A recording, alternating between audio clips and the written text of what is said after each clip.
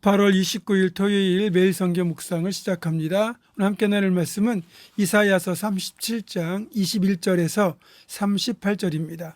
이사야서 37장 21절에서 38절의 말씀을 제가 봉독합니다. 아모스의 아들 이사야가 사람을 보내어 히스기야에게 이르되 이스라엘 하나님 여호와께서 말씀하시되 네가 아수르의 사네립 왕의 일로 내게 기도하였도다 하시고 여호와께서 그에 대하여 이같이 이르시되 처녀딸 시온이 너를 멸시하며 조소하였고 딸 예루살렘이 너를 향하여 머리를 흔들었느니라. 네가 회방하며 능욕한 것은 누구에게냐? 네가 소리를 높이며 눈을 높이 들어 향한 것은 누구에게냐? 곧 이스라엘의 거룩하신 이에게니라. 네가 네 종을 통해서 주를 회방하여 이르기를 내가 나의 허다한 병기를 거느리고 산들의 꼭대기에 올라가며 레바논의 깊은 곳에 이르렀으니 높은 백향목과 아름다운 향나무를 베고 또 그 제일 높은 곳에 들어가 살찐 땅의 수풀에 이를 것이며 내가 오물을 파서 물을 마셨으니 내 발바닥으로 애굽의 모든 하수를 말리리라 하였도다.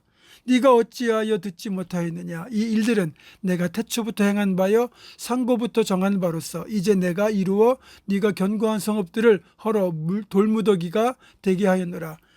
그러므로 그 주민들이 힘이 약하여 놀라며 수치를 당하여 들의 풀같이 푸른 나물같이 지붕의 풀같이 자라지 못한 곡초같이 되었느니라. 네 거처와 내 출입과 네가 나를 거슬러 분노함을 내가 하노라. 네가 나를 거슬러 분노함과 네 오만함이 내 귀에 들렸으므로 내가 갈고리로 네 코를 꿰며 채가를 네 입에 물려 너를 오던 길로 돌아가게 하리라 하셨나이다.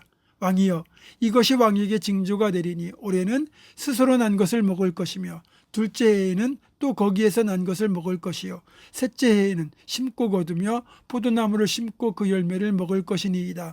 유다 족속 중에 피하여 남은 자는 다시 아래로 뿌리를 받고 위로 열매를 맺으리니 이는 남은 자가 예루살렘에서 나오며 피하는 자가 시온산에서 나올 것임이라. 만군의 여호와 열심히 이를 이루시리이다. 그러므로 여호와께서 아스로 왕에 대하여 이같이 이르시되 그가 이 성에 이르지 못하며 화살 하나도 이리로 쏘지 못하며 방패를 가지고 성에 가까이 오지도 못하며 흉벽을 쌓고 치지도 못할 것이요 그가 오던 길 곧 그 길로 돌아가고 이 성에 이르지 못하리라. 나 여호와의 말이니라. 대전 내가 나를 위하여 내 종 다윗을 위하여 이 성을 보호하며 구원하리라 하셨나이다 하니라.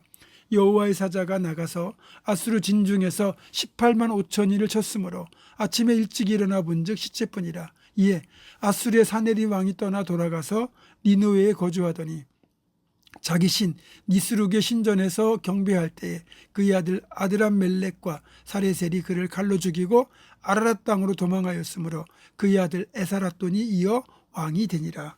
아멘.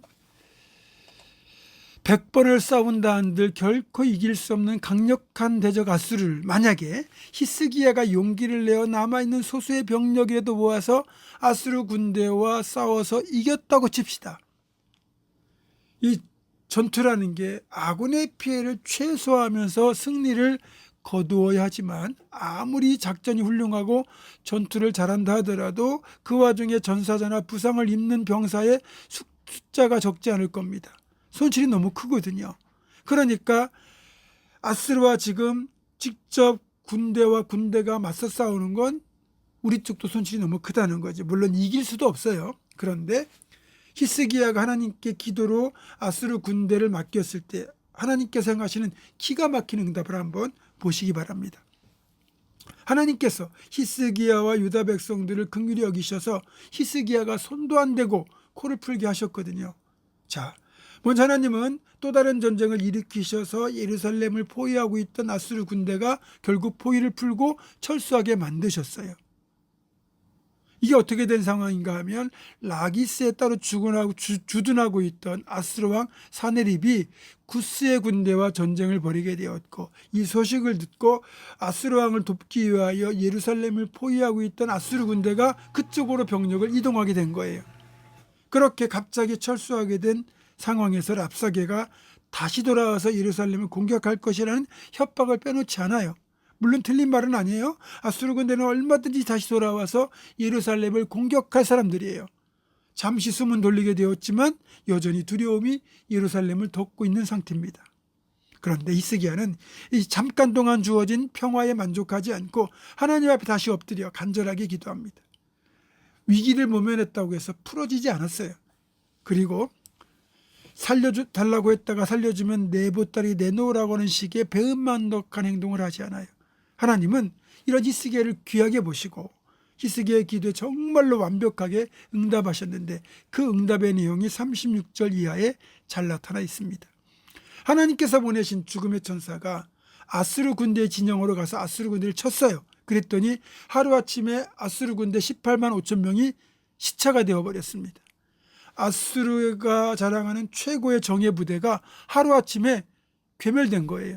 결국 아수르 왕 사네립은 혼자서 자기 나라로 돌아가야 했고 그것으로 끝이 아니라 자기들의 신 니스르게 신전에 들어갔다가 아들들의 반역에 의해서 칼에 죽고 말았습니다.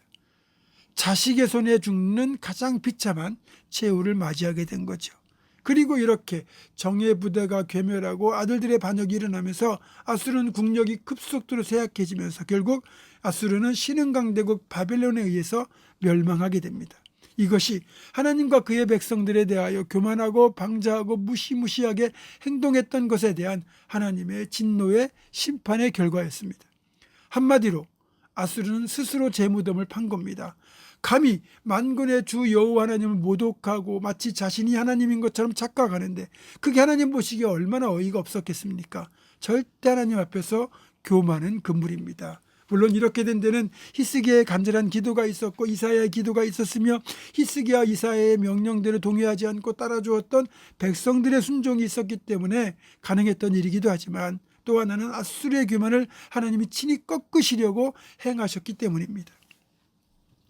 이 모든 것이 하나님의 섭리 아래에서 이루어지는 역사입니다. 교만은 치명적인 죄악이고 하나님과 하나님의 백성들을 대적하는 것 역시 엄청난 죄악입니다. 물론 우리가 잘못해서 욕먹는 건 어쩔 수 없지만 하나님 예수님까지 모독하는 건 우리 책임을 넘어서 욕하는 그들의 책임이 더 크다는 거죠. 또 하나님이 일하시면 우리는 가만히 하나님의 일하심을 지켜보기만 하면 됩니다. 홍해를 가르실 때도 이스라엘 백성들은 하나님께서 행하신 놀라운 일을 지켜보기만 하면 되었고 갈라진 바다를 육지같이 건너기만 하면 되었던 거예요. 우리 인생에도 하나님이 일하실 때가 많습니다. 그럴 때 하나님이 일하시도록 하나님을 신뢰하고 우리는 잠잠히 기다리기만 하면 됩니다. 그러면 아무 문제 없습니다. 스와힐리어로 하쿠나 마타타, 영어로 노프라 불러, 우리말로는 아무 문제 없어 잘 될 거야 라는 뜻이죠. 그렇습니다. 우리는 하나님 행하시도록 기도하고 기대하며 기다리기만 하면 됩니다. 그것이 믿음이고 그것이 진정한 행동입니다. 그러면 하나님께서 아무런 문제 없이 잘 되도록 역사하실 것입니다. 끝까지 하나님을 신뢰하고 믿음으로 행하는 우리가 되기를 주님의 이름으로 축원합니다. 기도하겠습니다.